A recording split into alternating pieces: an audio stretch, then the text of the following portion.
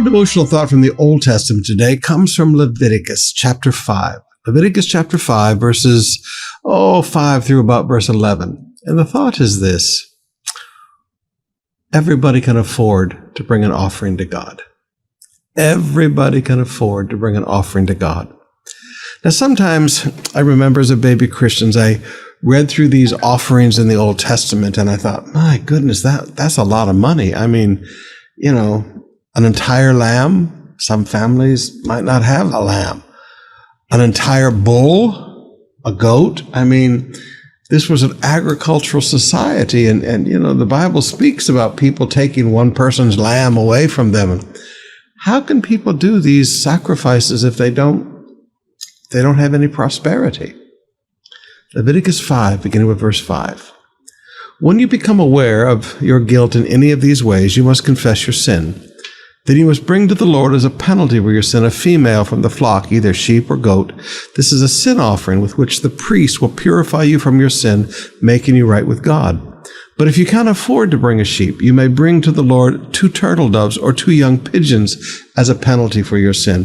One of the birds will be for a sin offering and the other for a burnt offering. Verse 11. If you cannot afford to bring 2 turtle doves or 2 young pigeons, you may bring 2 quarts of choice flour for your sin offering. Since it is an offering for sin, you must not moisten it with olive oil or put any frankincense on it. Now notice with me, please.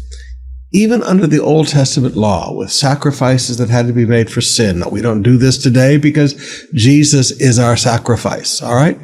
You'll see bloody sacrifices again in the millennium as we look back at what Jesus has done for us. Right now, these people were looking forward to Jesus as the sacrifice. But you look at it again and you say these things cost a lot of money, but he said if you don't have enough for the sheep or the goat, then you bring 2 young pigeons. And if you don't have enough for 2 young pigeons, then bring 2 quarts of fine flour.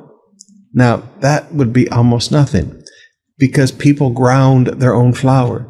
So basically, they would just go to their field, pull some wheat, come and put it on the stone and grind it themselves and put some effort in it.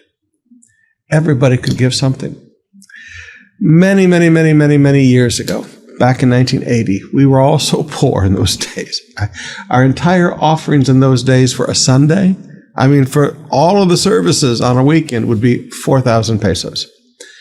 But some of our people were so poor and they said, Pastor Summerall, we have no money, but we want to give something.